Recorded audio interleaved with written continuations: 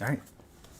So again, today is a beautiful day for science. Currently, we're looking at an interplanetary coronal mass ejection that occurred south of region 3358 and 3359, just north of a coronal hole that's going to both help excel and set the projection of this ICME to include Earth.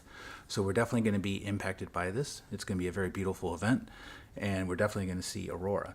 The extent of the magnitude of the event still, that relies a lot on the polarity.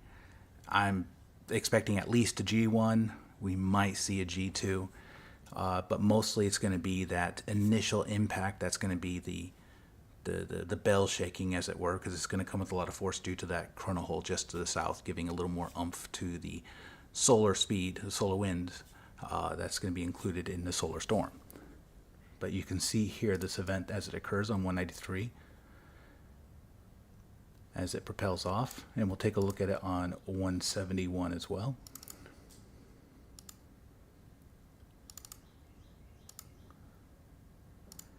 And what's beautiful is you can see the corona just open up. A lot of plasma gets displaced. And it's very south pushing, but there's that corona hole there that's keeping it from being a south exclusive projected event. So it's expanding already. But on top of that, you have the solar winds that are kind of barring that aspect of it, just pushing southward. So we're going to get more of the impact of this due to that as well. Now, I've been watching this since it happened. And thanks to Dr. Skov and her expertise, she helped me out to decipher exactly what event, what this entailed, because I was having difficulty isolating just this event in the SOHO imagery. But thanks to her assistance, this is indeed what we're looking at. So let's get back to here. And there it is.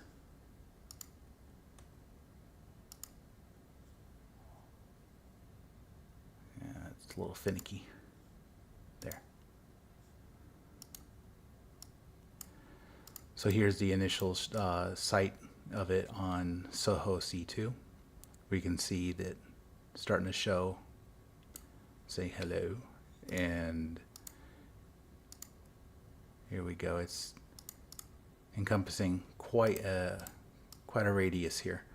So this event is and there's an event, multiple events that have happened simultaneously, but they on the left imagery, which shows intensity, not difference, it's much more difficult to see. But on the difference, we can see more clearly how connected this is. And this indeed is the solar event that we're going to be expecting to impact us on the 7th at approximately 0400, and that's going to be the solar wind foreshock that have the storm being pushed inward. So it's going to be when you notice the solar winds pushing in. Of course, it's a plus minus 6 hours UTC as well. Very difficult to approximate a 93 million mile voyage. But absolutely beautiful event. And if we look at it on C3,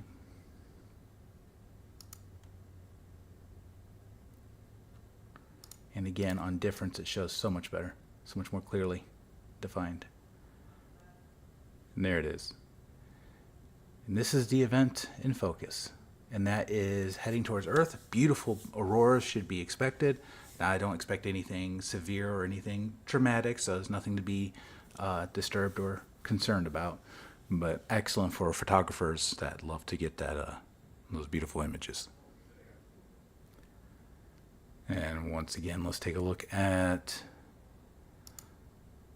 the event on the sun, and we'll focus this time on 304 angstroms, which was the one I was focusing on initially when I noticed the event. Showed very nicely on GO satellite imagery. And here we are. And you can see right there that quick dispersing of plasma.